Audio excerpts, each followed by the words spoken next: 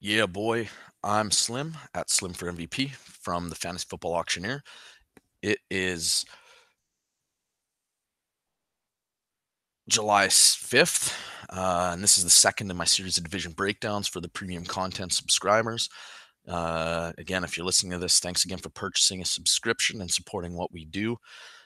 So today, I'm going to try and talk about some of the players that I like and dislike in the NFC North with relation to their auction values. So let's just jump right into this, and we'll start with Chicago Bears. All right, so the first guy that jumps out to me when you start looking at the Bears is Allen Robinson. He's got an AAV right now of $22. For me, that's a fair price. He's my wide receiver 20, and so for 22 bucks for the wide receiver 20, I feel like that's pretty safe value right there. The problem is there's so many options at this price point. No matter how you tier your guys, you're going to have to decide who you like in this region, whether it's one big tier, a couple tiers, and try and read how your draft is going. Because I feel like this area, this kind of lower end wide receiver two, is going to pose, there's going to be a lot of value here in the draft. A lot of money is going to get spent on some big name running backs.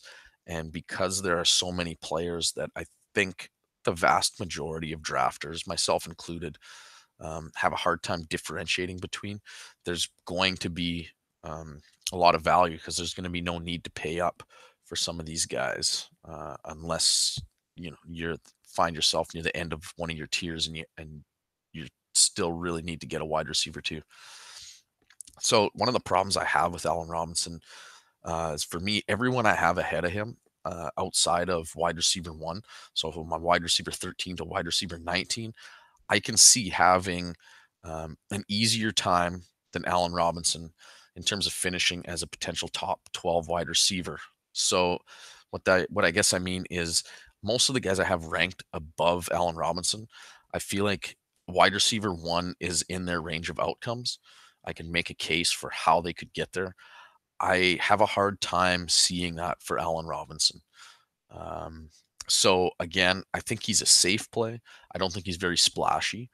And if I'm taking a wide receiver two, obviously that probably means I've spent uh, more on one of the top wide receivers, someone I view as a wide receiver one. I don't mind playing with a little bit of upside. So I see Allen Robinson as safe. I don't have to see that wide receiver one ceiling. So for me, I just feel like there's going to be a lot more players I'm going to be targeting in his price range or in his tier. So that's one guy that I'm probably going to find myself avoiding a little bit. Um, Another guy in the Bears that we often think of is Jordan Howard. Right now, he's going for 20 bucks. Uh, he's our RB15 at the Fantasy Football Auctioneer. So that price is pretty much in line with where he ranks. Uh, he's a polarizing player, I think, for a lot of people. Your draft probably may not be much different. I feel like in every draft, there's somebody, at least one person that really likes him, and there's one person that really doesn't like him at all. And then you get a bunch in between. So for me, he could be a good early nomination if you find yourself being lower on him than others in your draft, um, or even just general consensus that you see when you're mock drafting. Uh, Again, know your draft. If maybe you know that there's a few guys that really like Jordan Howard, and you're just lukewarm at best on him, then yes, he's still an excellent nomination candidate. Um, some of the concerns I have with him, uh, he had a lot of volume last year. We know there's a new coaching staff coming in, but even with that volume, he was well below league average in terms of things like his production premium. So it's a stat. If you go to playerprofiler.com, really good site, free content. They break down a lot of metrics and things, and they crunch all the numbers. So they have a stat that's called production premium, which essentially tells you, gives you a positive or negative value. Um, Positive being that this player is superior to the NFL average at the position, negative being inferior. So in this category, Jordan Howard was actually pretty terrible. He was 61st in the NFL amongst running backs in terms of production premium for minus 13.6. Um, so I guess that tells you that there were a lot of NFL running backs that would be projected to uh, do a lot more than what he did with that same volume. Another stat that they have, uh, well, is just his average yards per touch, where he finished 51st in amongst all running backs in yards per touch, which is obviously not a very good statistic either for somebody like that. So if your new coaching staff coming in and you take things like this into account, do you necessarily want to give a fairly inefficient running back like this, someone we know who can't really catch the ball or the backfield? Um, do you want to give him that same volume? I don't think they're going to. Um, so I worry that he gets a little bit phased out to some extent. So he's a player that I'm probably not going to find myself owning much either. In terms of a bargain, I think the cliche answer right now is still Tariq Cohen. Right now, he's going for $6.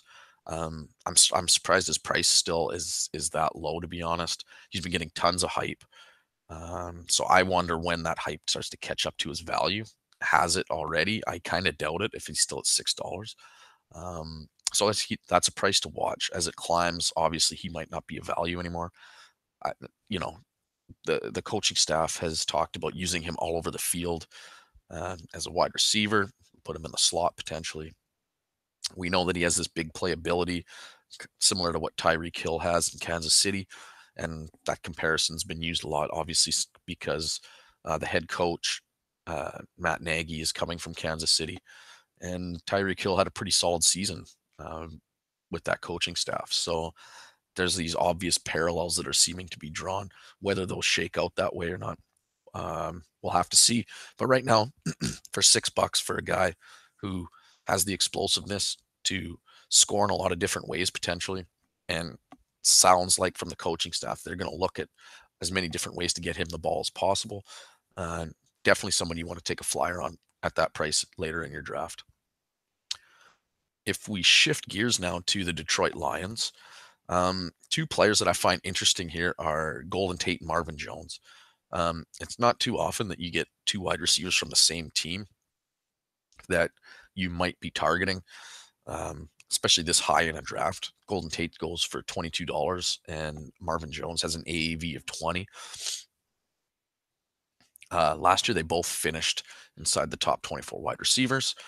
Um, I don't think it's a stretch to see them both finish somewhere in that uh, inside the top 24 again. One of the questions I have about this offense as a whole is, do they decide to run the ball more? Um, I think they've looked at upgrading the offensive line. They drafted Kerryon Johnson. Um, I don't know if they actually want Matt Stafford throwing the ball as much as he has in the past. So if they start to shift that game plan a little bit, do these guys, how much do they suffer? Obviously, there'll be less volume there. So there probably will be some regression if that's the route that this team goes. But um, how much, we're not sure. Another question that has been kind of talked about out here with this team is who soaks up some of the vacated targets from the tight end position. They never really brought in anybody once they let Ebron go or traded him. So is it Luke Wilson only, or do some of these receivers actually get more targets here? Again, question that we'll have to kind of see how it plays out. The third one here is how much does Kenny Golladay contribute this year, and then who does his production eat away from? Because if he becomes uh, more of a focal point in the game plan, then it stands to reason that one of these two guys, maybe both, are going to suffer a little bit. The one thing I like about all this, though, is that neither of these guys cost that much based on what they've produced in the past. I mentioned their AAVs, and I think both have the potential to be wide receiver ones. That there is maybe not both at the same time, obviously, but one of these guys has that potential. Both have that potential, but um, so is it Golden Tate? Is it going to be Marvin Jones? I'm not sure. Um, we have to try and pick which one. If I had to, if gun to my head, pick one, I would probably lean with Golden Tate. I feel he's a little bit safer. He's been a top guy for the last couple of years in terms of yards after the catch. Uh, he's been durable. He hasn't missed a game the last 2 seasons, and he was top 20 the last 2 seasons in terms of red zone receptions. And when I say top guy in terms of yard after the catch, he literally is the top guy the last 2 years in 2017. And if you look at 2016 independently of each other, he finished number one in both years in terms of yards after the catch. So he's going to create things with not just from the air yards he gets from the target, um, but also what he's going to do once he makes that reception. So I like that upside that he produces there. Marvin Jones, durable as well. However, I find with his game, he kind of relies more on a more vertical passing game. Last year, he was number one in air yards.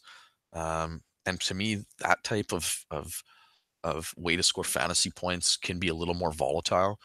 Um, and I think if Galladay does kind of emerge a little bit more into this offense, I could see him being more of a factor in that vertical passing game. So that obviously could hurt Marvin Jones's value slightly. So it's kind of why I'm leading Golden Tate there. To me, the bargain on this team, I mean, it could be Golden Tate if you really believe that firmly um, in what Tate can do at $22. Somebody who you think is going to be a wide receiver one.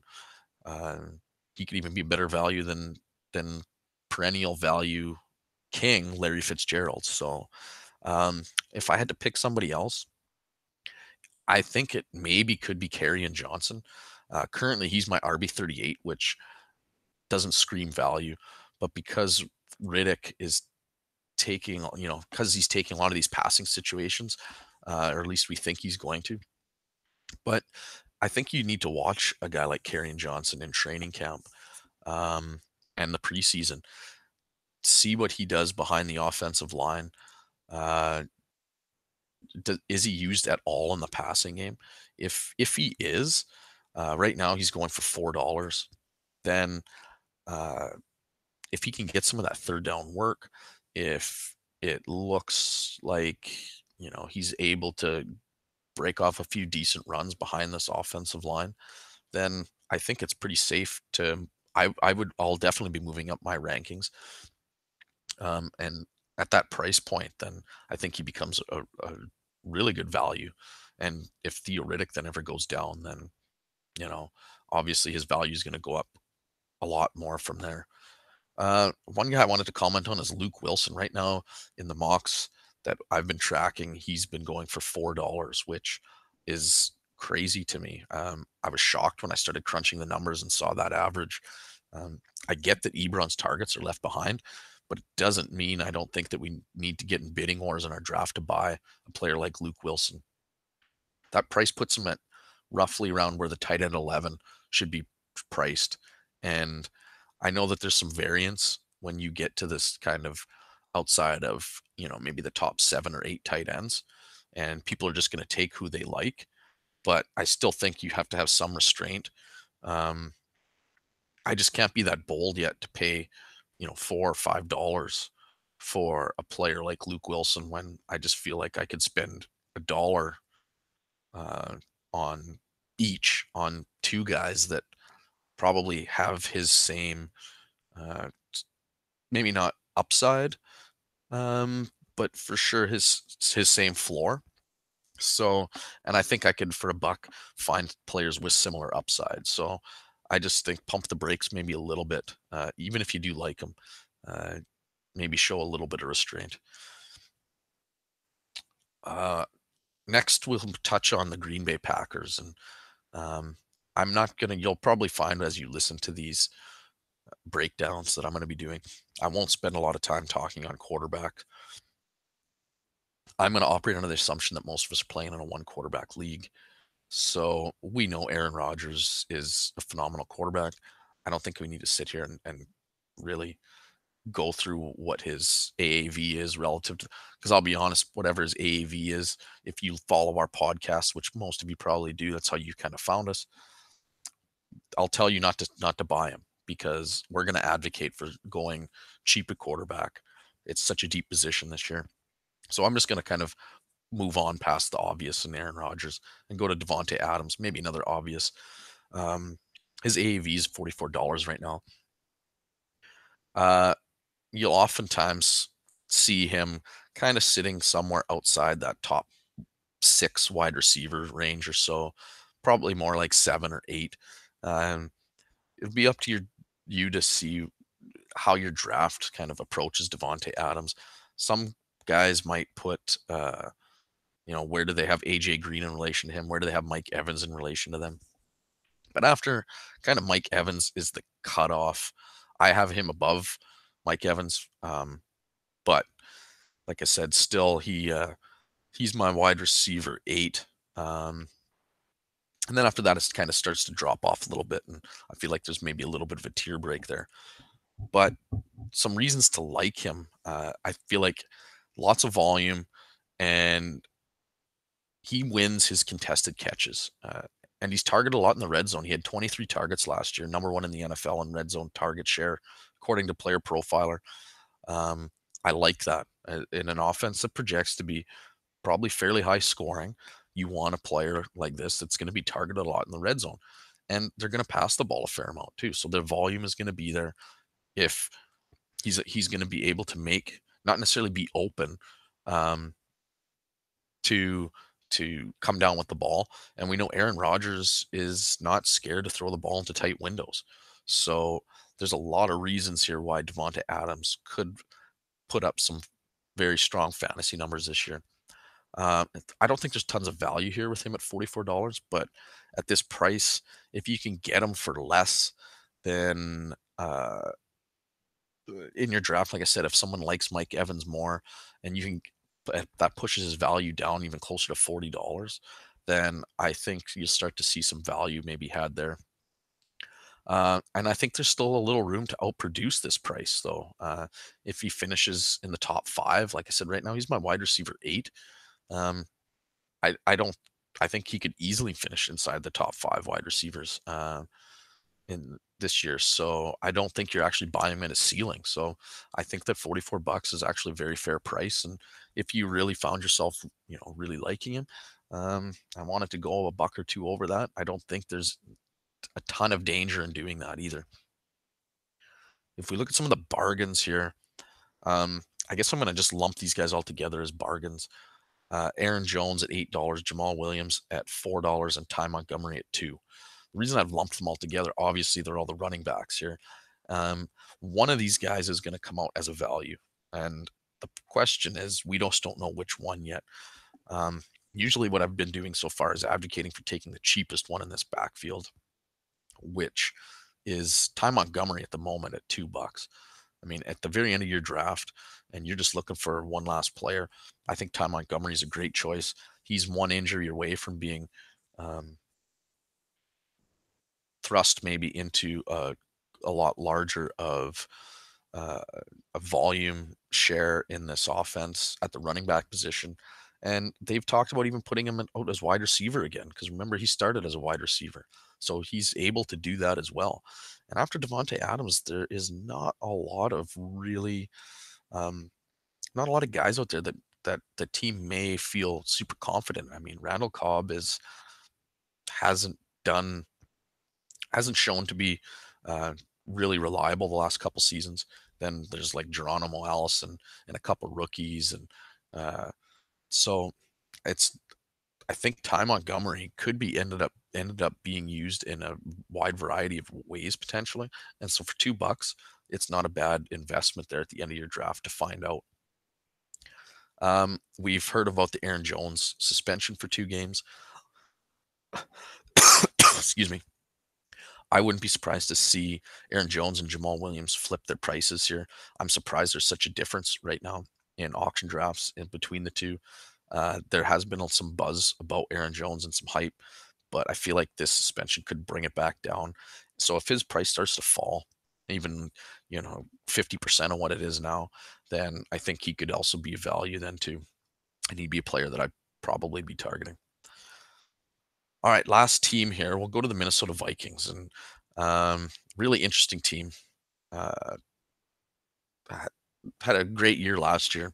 We'll start with Dalvin Cook. He was probably one of the biggest surprises on that team. Fortunately, he got hurt. He's got an AAV right now of $40. He's my RB8, just behind Kareem Hunt and ahead of Leonard Fournette and Melvin Gordon. And I think all four of those guys have some question marks. So you might order them a little bit different than that. I think most of those guys probably fall into that range because there's not many people that are putting them ahead of the Gurleys and Bells and DJs as Barclays and Kamaras, things like that. So these guys all kind of fit in here somewhere for most people. Uh, I I see a lot of people having Melvin Gordon a little bit higher due to the volume that we perceive him to get. But I personally like what Cook flashed last year, albeit in a small sample size. But I think no matter where you have him in this group, $40 seems like a fair price for any one of these guys, anyone in your RB7 to RB10 range. So right now his price is pretty good. For me, the question becomes, do you want to spend $40 on players that you have these questions about, whether it's injuries or usage or just exactly how they're going to get used? I think for most of the guys in this range, injury would be the main concern for a few of them. Um, so do you want to spend $40 on players that have these types of questions? Do you want to spend a little bit more and go with more maybe what's viewed as more of a sure thing? Or do you want to spend a bit less on, maybe you spend $25 on players that maybe have similar questions, not just about injuries, but just questions of, or give you some doubt in your mind, but you're getting them at a cheaper rate and you view them as maybe having almost as high a ceiling. So players like Devontae Freeman at $28 or Christian McCaffrey at 22 or even Jerick McKinnon at 21, they might fall into a category like that for you. Um, so I mean, the other question is if Cooks ends up as your RB1, then do you try and pair him with another $40 guy? Or do you end up going down and trying to fight over some of these $20 guys with the Todd Gurley owner, with the Le'Veon Bell owner, with the Ezekiel Elliott owner? Um, because that's probably the move that those guys are going to be making that drafted those high priced guys. They're going to be looking for $20 guys then. So do you really go out, make a hard press to go after Dalvin and whoever else you like in that tier? I don't know. That's something that you'll have to consider as well. Instead of hopefully avoiding getting in a bidding war, and all of a sudden these $20 guys start approaching $30, and uh, you might be kicking yourself that you couldn't have got Melvin Gordon and Delvin Cook when they were values earlier in your draft. For me, the bargain on this team is Stefan Diggs right now. He's at $32. He's our wide receiver 12. The biggest thing, though, is he's $5 less than Adam Thielen at this moment, who's our wide receiver 13. So I like Diggs better as a player. I have him ranked higher than Adam Thielen, and he's $5 less. So it makes sense for me to go after a player like this. There is some risk again this with this whole offense really because they brought in a new quarterback in Kirk Cousins. So we're not sure how he will look to these weapons. Um, but the same can be said for Adam Thielen. So if you're kind of torn between the two, and all things being equal, I would rather go for the cheaper of the two guys, especially when I feel that the cheaper player is the more talented overall wide receiver. And don't get me wrong, I love Adam Thielen. I own him in a lot of places. Um, I will still be targeting him in drafts if I can get him for the right price. So I'm not trying to throw any shade here on Adam Thielen, saying he's an inferior receiver. I mean the Vikings are blessed; they have two very good receivers here to pick from. I'm just putting the slight lean on Diggs mainly because of price. If you look at some of Diggs's numbers, last year on only 95 targets, he finished with 8 touchdowns, which was good for eighth in the NFL. And he had 12 red zone receptions, which was good for fifth in the NFL.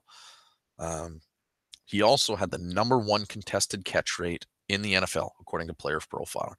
And this really stood out to me. He is the best wide receiver, according to their metrics, at catching the ball when covered. So even like I like having receivers like this that don't even necessarily have to be open. They can still make a play in tight coverage, and I think when quarterbacks figure out that this player is capable of doing that, they're more inclined to look that way. And I think you see that with in red zone, with the number of red zone receptions he had in areas of the field where windows are tight, coverage is tight, then he can still come down with the football, and that's always a good thing. Uh, so yeah, like I said, Thielen's a great option too, but if you have him in your top 10, uh, Adam Thielen, that is, you might want to go after him.